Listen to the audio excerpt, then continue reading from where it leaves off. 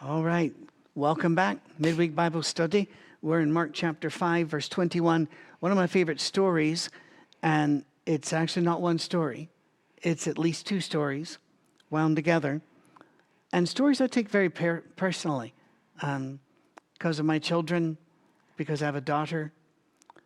God's out to rescue a daughter, or is that all that's happening? Have a look. Jesus again crossed over by boat to the other side of the lake. A large crowd gathered around him while he was by the lake. Then one of the synagogue leaders, named Jairus, came, and when he saw Jesus, he fell at his feet. He pleaded earnestly with him, "My little daughter is dying. Please come and put your hands on her so that she will be healed and lived." So Jesus went with him, and a large crowd followed and pressed around him. All right. Our firstborn child, born in Scotland, was this little beautiful girl. And she's grown up now into a beautiful mom, a beautiful grown up. But we never had close calls with our daughter. Now, we had a son next, and he was 100% boy, and therefore he got to see the emergency room a few times. But our daughter, we never had those we might lose our girl moments. And I even have a hard time phrasing that because it terrifies me to this day. You know, how precious our children are. And this man comes, and I don't know how to pronounce his name. Jairus, I don't know. And so you can steer me clear if you've got a better way. But he says, "My little daughter is dying. Please come." And what happens next? So Jesus went with him. And I bring this up to people saying, Jesus is not the false gods of Baal on Mount Carmel that you have to scream for all day long to get him willing to go with you. All this man had to do was ask. And because he asked, Jesus went. So what the word "so" there means. One of the hardest words to define in the English language is "so," because we use it in so many ways. But so, as a result of the request, Jesus left. That's all it took. And then the large crowd. I've had people say, "Why did a large crowd follow?" And my response is, well, the malls don't open for 2,000 years. when you've got something like this going on, you start going. And why did they press around him? Big thing for those of you who have not traveled to know, you don't have personal space in most nations. They will bump against you, they'll move across you, and they're not required to say, "I'm sorry," or "excuse me," because you don't own this. And you're bumped around, and you know, for example, in Brazil, and I have Brazilian friends that tell me, if you ever come here and someone bumps and then reaches past you to get something, don't expect them to say, "I'm sorry," and do not become angry, because we don't do that here. I said, "Thank you very much. Nice to know." And you can go where there's no personal space. So there's no personal space here. And a woman was there. Remember, we always have to keep in mind, what's he going to do? Going to heal a sick girl. Well, here comes another girl. She's a woman. She's grown up, but she's God's daughter. She'd been subject to bleeding for 12 years. By the way, the bleeding here is understood to be a uterine bleeding, therefore making her unclean. When she'd suffered a great deal under the care of many doctors and had spent all she had, yet instead of getting better, she grew worse. I'm wondering, Rick, how many people around the world right now are saying amen, because they went from doctor to doctor to doctor, got into debt, hurt them, and then they're worse. We all know doctors are trying their best. It's not like they have secret medicine they only give to the rich people. Although I heard this week of somebody that was prescribed an antibiotic that was $7,000 a month. And I'm going, well, then we don't have an antibiotic. And by the way, their insurance is going to get it down to $2,000 a month for them. And I'm going, that still is not. At this point, we say, hello, Jesus. You know, this woman had suffered for, all right, unclean means that she's not been able to go to the marketplace. She's not been able to hang out with her sisters, except I assume when they're unclean and they are out of the camp as well. Her family will have missed her. And again, there's a theme. There's a man whose family's in danger. He comes to Jesus. This woman's family would have missed her. The man we just saw living in the tombs had a family. And Jesus is, you know, he's acting as a healing force as he moves through this. And I'm going to stop here in a bit and let you catch up. So anything you want to talk about, any of this. When she heard about Jesus, she came up behind him in the crowd. Bad idea. Bad idea. You're unclean. You don't, there's no way you get in and out without somebody picking up a rock or yelling. And then she touched his cloak because she thought, if I just touch his clothes, I'll be healed. Immediately her bleeding stopped and she felt in her body that she was freed from her suffering. I have no idea how she got the idea of just touching the clothes. I think that's one of those voids we're going to have to ask Peter about later. But touching the clothes of a man you're not related to was also a huge no-no.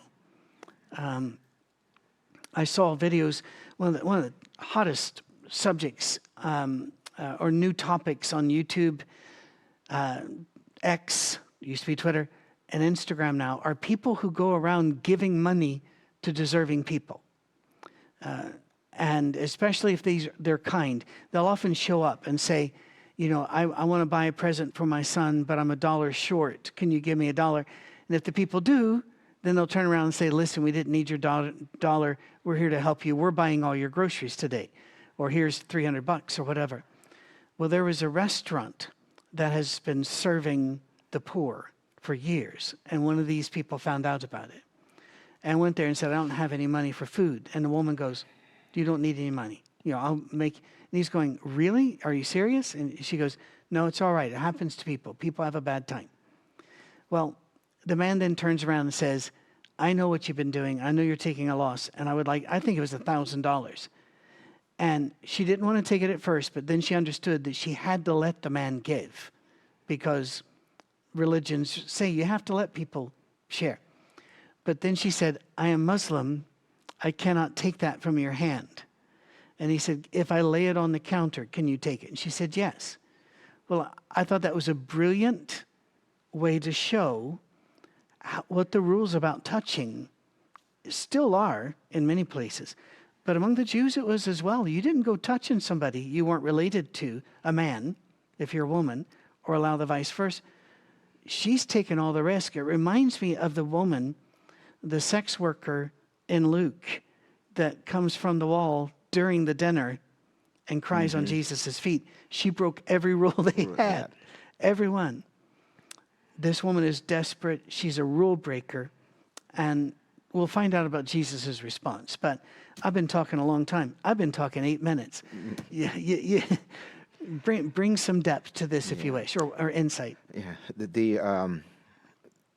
as you mentioned, we have a miracle inside of a miracle. Is what's happening here, and it's intentional. Oh yeah. You move from a baby or someone just coming into the world to someone who has been in the world for a while, for a significant amount of time, and has been suffering for a significant amount of time. So you have had a child that hasn't, age-wise and stuff, suffering hasn't been as long, and then you have this one. And so you have an escalating miracle is basically where this is going. And one thing that's important, she asked me if I can touch, his clothes. In some translations and other places, it's touched to him of his garment. Right. And that brings us to mind of the tassels that the priests would wear, the temple priests, and it was thought that because that part of that priest, you could touch, and that's where the Oh, miracle and healing was in that. You couldn't touch them, but that tassel was there because normally it was longer than everything else yeah. that was on them, and there was Okay. there was some understanding that rolls around in that circle there, and that may be why if I could just touch the hem of his garment, because I don't know about you, if it had been me, I want to get up right next to him, Yeah. under him. I want to make sure he knows my name. I want to make sure if I can, he knows the situation, Hmm. stuff like that. Because this ain't helping me, but here he is, but it also shows the humility of the person and the respect that that was there at least, and look at it, in the time of where it was. This woman realized what the situation was, and I can't go in there and do this. However, and we're going to eventually come to, I think, if I'm not mistaken, we may come to a story of a woman telling him, the dogs, don't they eat the Yeah. crumbs that Yeah. fall from the master table, and whew, I mean, that's humility there, but it's also somebody that's desperate about being desperate. Yeah. They're desperate about their situation, and then in that context, Jesus, it's almost as if he says, you know what, you made a point there, and in Hmm. fact, it's a good point, and because you made this good point, Hmm. and of course that's, I mean, it sounds like that, but that's not how it played out. But that's literally what he That's makes what he say. said. In Yeah. other words, he's saying, you recognize what the situation was. Hmm. You're closer now than some of these other folk, Hmm. around here. This is how the blessing will work for you. And in that case, we can relate it to God, because that's what these miracles were designed to do, was to show them, because there were many charlatans around, and then there were many people that were starting to say that they were Christ and stuff like that. So they missed out, but they could not do, what Christ did. Now they tried, and from all accounts of the Bible, some of them came close. Some You some know, seem to toss out demons. yeah, Yeah. exactly. But there was always something unique about him, and the uniqueness is that Jesus never left a person the way he was, and once he healed them, they did not go back into that. If that makes any Hmm. sense, and so there, we know there's something different there. So she um, relates that way, but. So you have Jairus, and like I said, that's one of those names everybody does the best they can do it. And he's way up, okay. And so the more you gravitated toward the upper echelons of society, the less you tend to look at Christ as the God of this world, and as a figure that came in to change it. It just did not roll. And so that's what makes important, like Herod. That's what makes some of those characters very important, when they, when you read about them, and they're thinking, no, there's something special here that's going on, and some of them, they're going like that.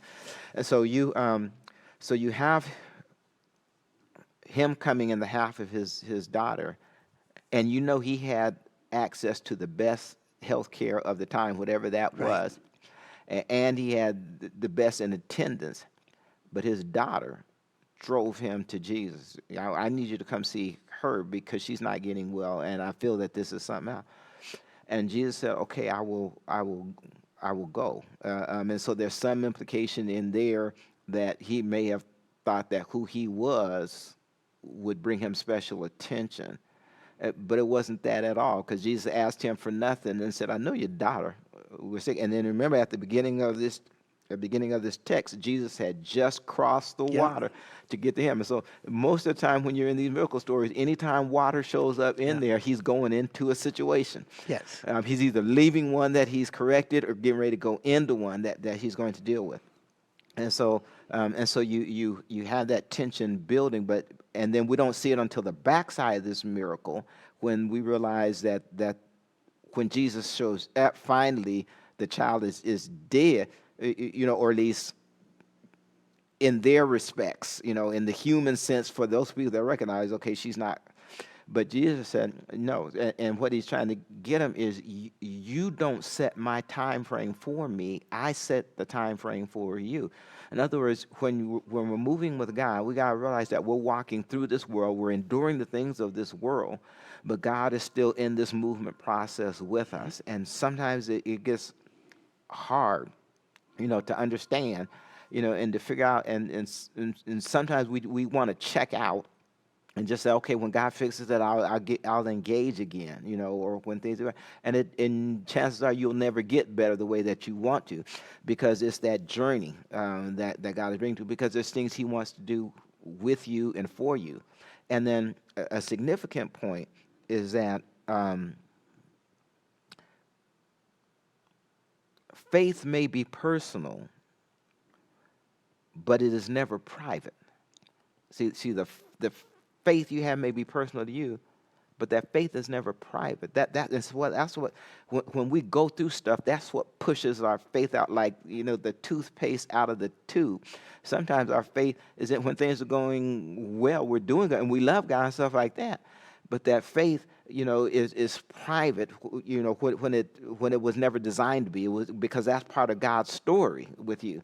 And when that pressure comes, you start feeling it. That's when sometimes it becomes, and not that God forces us in it, but that's a part of life.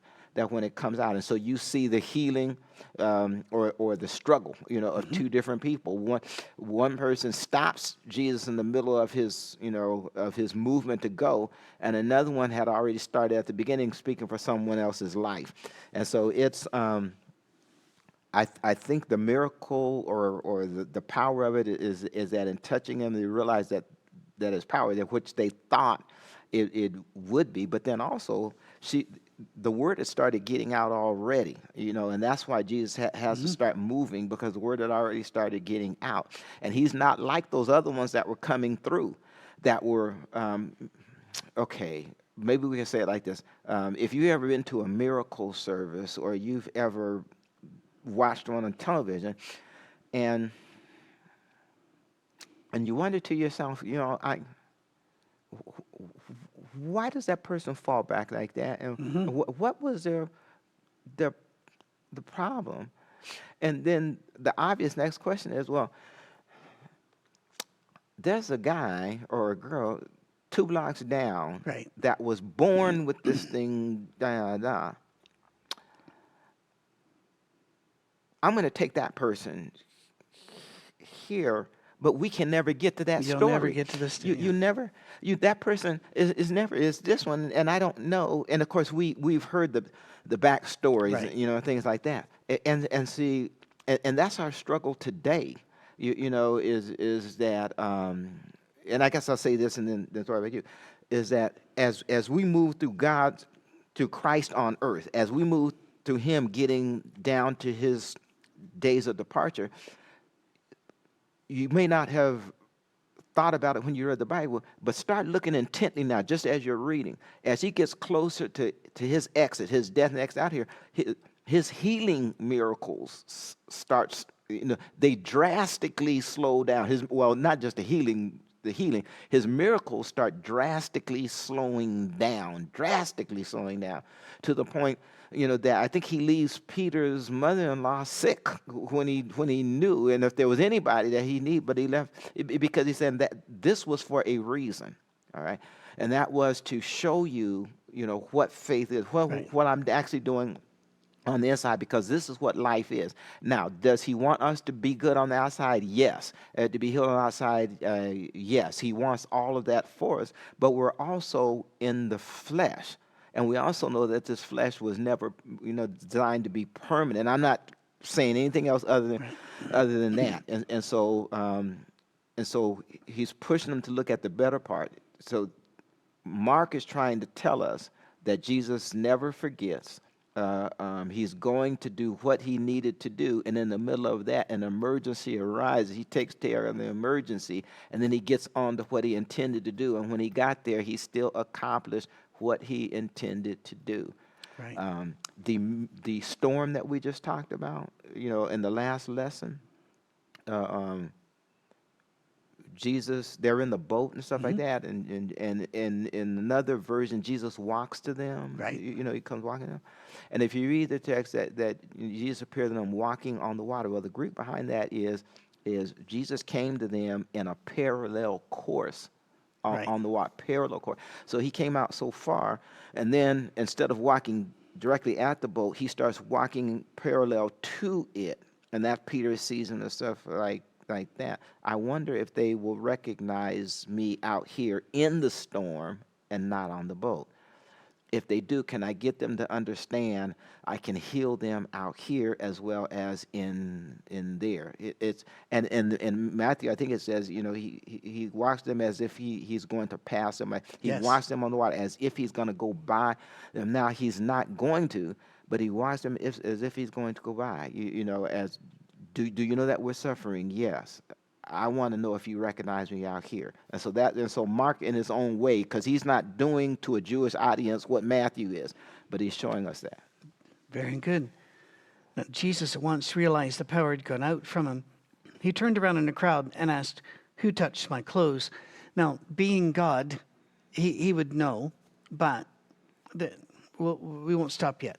You see the people crowding against you, his disciples say, and yet you can ask, "Who touched me?" But Jesus kept looking around to see who had done it. Then the woman, knowing what had happened to her, came and fell at his feet, and trembling with fear, told him the whole truth. Why fear? She had touched a man. She was unclean and not supposed to be there. She had taken it upon herself to approach Christ when, as a rabbi, you just didn't do these, but she had put herself at risk. And I always say, remember where Jesus is going. He's going to heal a daughter.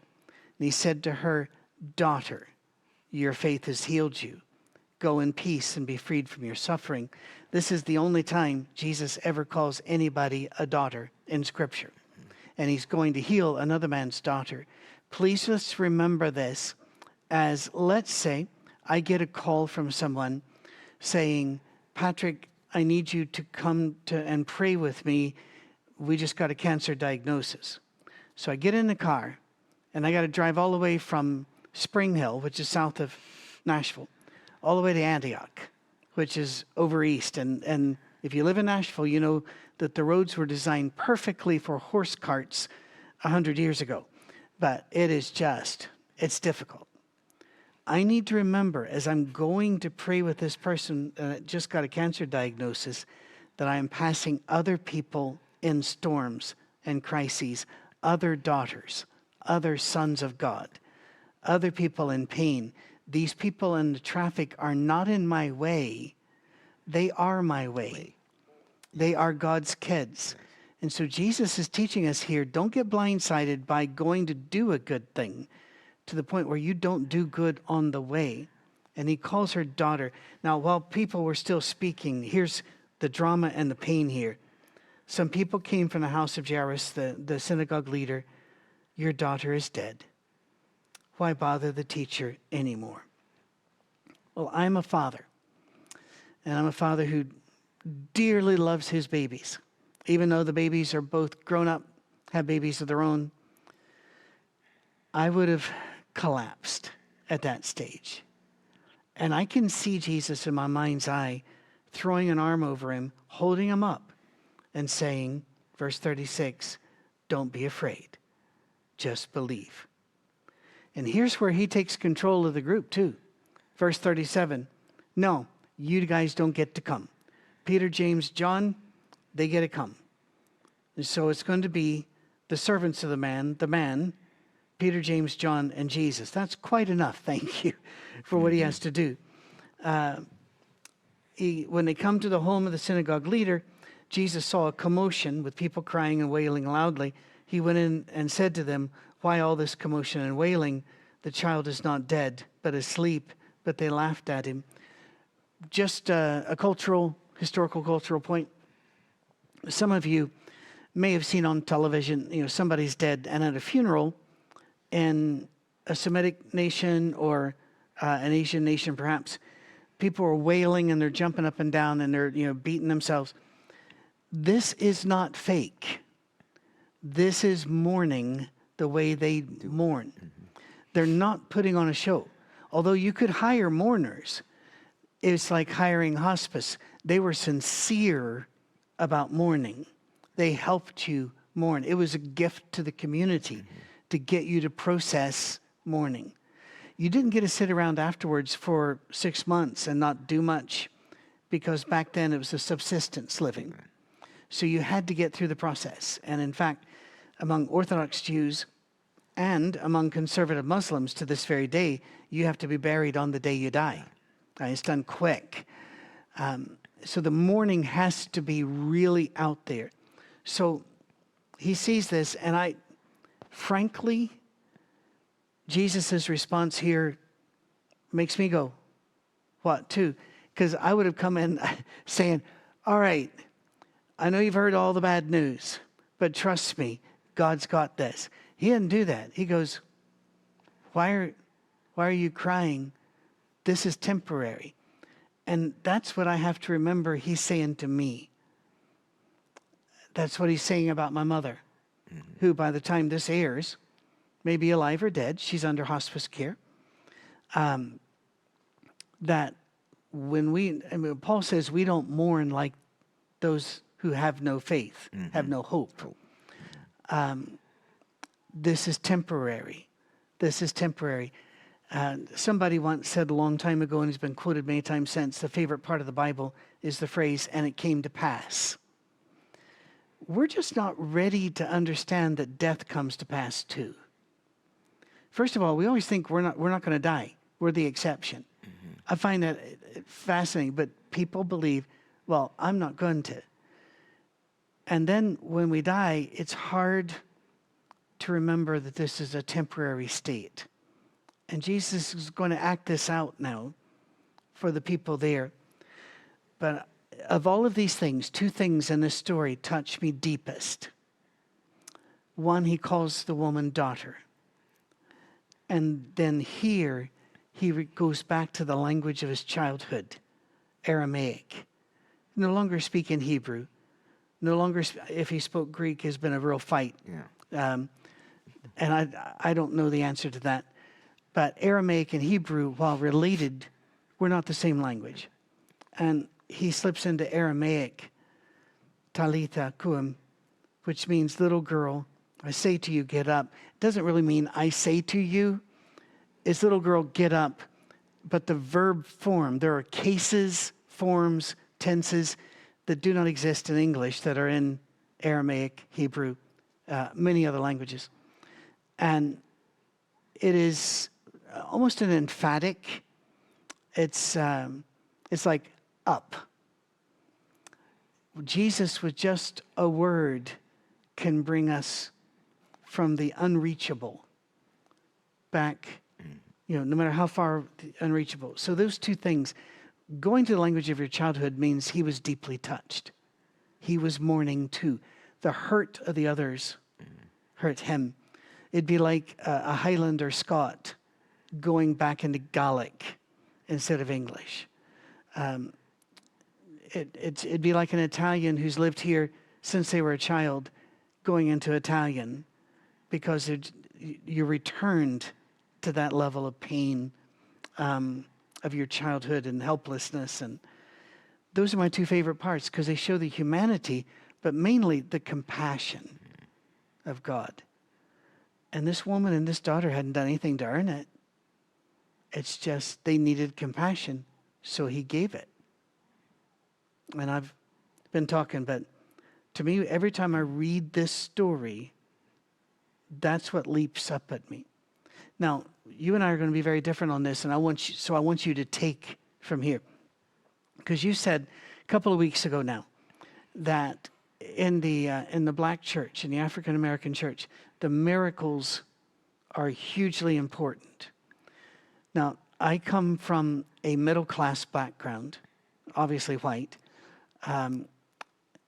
living all over the world, but still middle-class, lower middle-class in there. And therefore, when I read the story, I don't read the way you read, because our perceptions and our community does change, right? So to me, the least important part about these 2 stories are the healing. I guess maybe because I don't expect to be healed and I don't expect to be brought back from the dead, but I do expect his compassion. But my people were not enslaved for hundreds and hundreds of years. My people were not told Jesus loves you, but forget about this life. You have to wait till the next one to have any joy. So I didn't grow up with this. And in fact, the first time I went to the Civil Rights Museum in Memphis and saw and started reading, I got angry that I'd never been told this, right? So I've talked a good, 8-10 minutes here. We got a good 10 minutes left. What do you see here that you'd like to share? And it doesn't have just to be about the miracles in the black church. You're a scholar, you have things to say.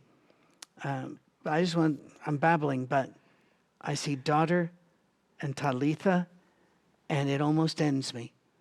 I almost go into tears every time I read this story. Yeah, yeah. The compassion of Jesus is hugely important, and especially in any area where a people, if they're practicing some form of religion, the aspect of mercy, the aspect of healing, the aspect of compassion is always strongly there, because many times it's your love has not been requited back in kind. Your ability to thrive and produce may have been stopped, stymied. Your ability just to be who you are may have been locked in, and so religion then takes on a whole nother form. Faith takes on a whole nother form. It's not just a faith of okay, I love Jesus. It's a faith of I'm going to make it through this day. It's a faith of I'm going to be okay, and it's a faith of I don't want to lose my mind, while I go through here, and it's a faith of at the end of the day, can I deal with my emotions and feelings of resentment and tiredness and challenges and unnecessary struggles and stuff, and then people maybe in another way can understand that somewhat of the glass ceiling, understanding in whatever you are, wherever you are, if somebody told you that you'll never get there because of this, and you may not have thought it was true until things started happening that worked against you to get you there, so you can get that point here. And I wasn't born I was born on the right side of the track, just not in the part of the right side of the track, or I did not go to the right school to get this, although I went to a good school, and just that and the other. I didn't go to the one where they already had the connection, just that and the other. And so it all gets into that, to that boiling point. But faith takes on, matter of fact, in the text here, if we go back to verse number 34, and he said to her daughter, and that language, because that almost brings tears to your heart as he shows her the little girl, because you just think about your child. I do. When they were sick, and it wasn't one of those Robitussin sicknesses. If you ever if you ever hear some comedians talk about it wasn't one of those Robitussin things Right. that'll get you well. This was one, where the doctor's saying we're working there, hang with us here, we got, that kind of stuff. Or either where they're telling you, as you mentioned before, that a person there that was taking a certain kind of medicine that Right. was hugely expensive. You don't know if you can afford it. And I have been down that road with parishioners. The medicine that this particular member needed to take, they called it liquid gold. And so that instantly how much that how it got there, was. And okay, and when people get into those kind of medicines and stuff, that is it the prognosis, the diagnosis isn't, they're struggling. The prognosis, they're struggling, with it right then. But he says unto her daughter, your faith has made you well. Go in peace. Now that's powerful. Go in peace. Now he had just healed her. He didn't say, okay, you're good. Okay, you're good now. Have a good day. He says, go in peace. In other words, be free from inward anxiety and from inward frustration. I'm freeing your trepidation. I'm freeing your emotions to be again, to be whole again. And he's To go putting her back. under his protection. Yeah. Because who's going to hurt the daughter of the man that can raise the dead? You know, who's going to go after her saying, you weren't supposed to be there in the first place and you were... I'm a nice guy, Rick, really, sometimes. Not all, but I'm a pretty nice guy. But if you were to hurt my daughter, my personality would change immediately. You understand that? Mm-hmm. Absolutely. I think every dad understands that. And so I see him here making a point.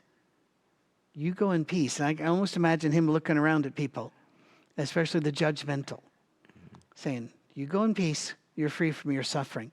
Because again, who's going to mess with the daughter of the guy that can raise the dead? Oh, yeah. Yeah. So, sorry, didn't mean to cut No, please do. That brings you to the story when Jesus had the disciples and he was took Peter, James, and John up to the Mount Transfiguration. The rest of them stayed down. And while they were up there, some of the leaders of the people, came to them and started pushing the disciples around a little bit, started talking about them. You all really can't do anything. You're really... you can't even heal this person, right over here. And they had tried to heal him, and they said this one doesn't come out by fasting and prayer, and that may be something we have to deal with at that time, because that's not a clear thing that fasting puts prayer on steroids. That's not that at all. We mess it up when we go that way. Matter of fact, we just throw it all the way out the camp when we do that. And so you remember that story that they were just you all, this thing isn't really that. So Jesus comes back down the mountain with Peter, James, John, and in the Greek you don't pick up the energy or the internal of the story, but Jesus shows back up, and says, "I'm here. Speak to me." That's basically what he's saying. Okay, I see your disciples. Speak to me. I'm here now. You were pushing them around. Now I want to see you push me around. See, that's basically what he was saying, in there. Well, we have this, this child here that throws itself in the fire and has epilepsy and stuff like that. And nothing, they can't do anything, and they can't do anything. And Jesus said, well, basically, I'm here now. Okay, and so let's deal with the situation, and that's Jesus doing that mother hen or parenting thing. You just said, okay, you were messing with my disciples. Now I'm back. I'm here. Not back as in I've been gone long ago. Right. I'm here now. Now push on me. Okay, and that's where in faith we've got to walk that line. And there are times when we've got to hide in Jesus. We've got to hide behind him, not because I don't have enough money for this, not because I don't have, these kind of illnesses we're talking about here. This isn't, money may have got some medicine, stuff like that, but all of us have been in situations where the doctor said, I do not know why. Yeah. This person is not dead. They should be dead. With these signs, really are dead. And they're looking over at someone else. I don't know why this person is still alive. Literally, there's see that, that's the movement through life.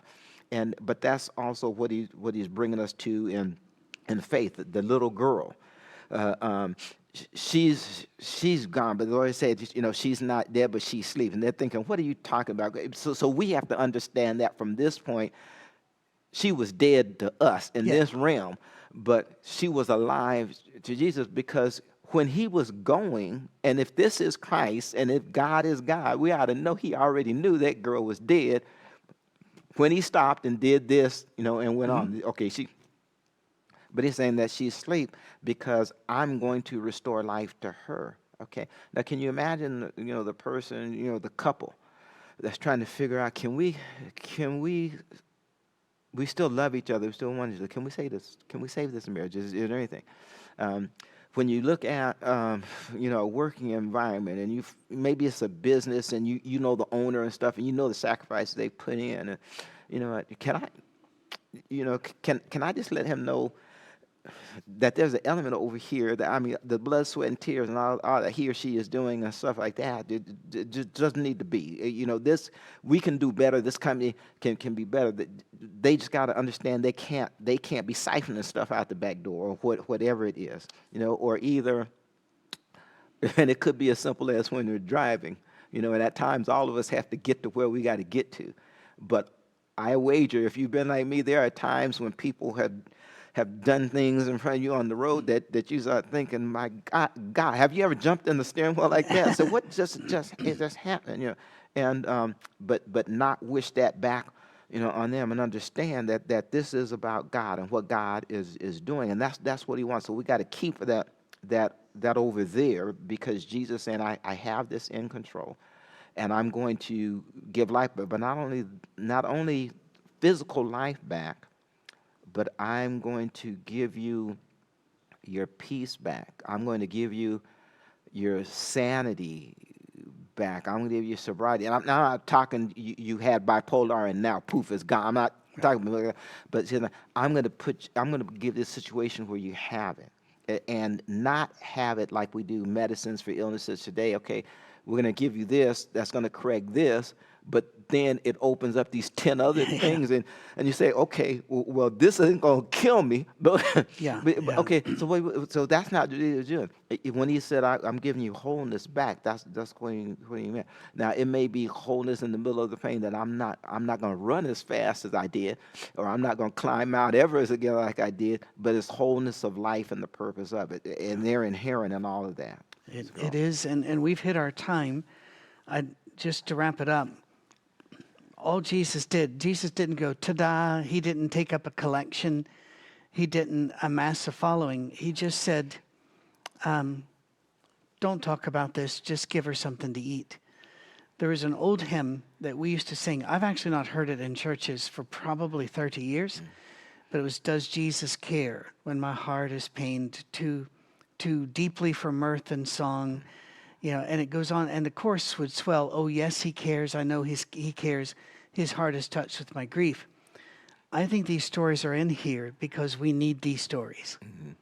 Because there's going to be times we're going to wonder, does He care? And when we see this, then maybe we can realize we're not dead either. We're just sleeping. This is a temporary state. But Jesus will bring us life. Exactly. Thank you, brother. All right. Appreciate it. Thank you guys for tuning in.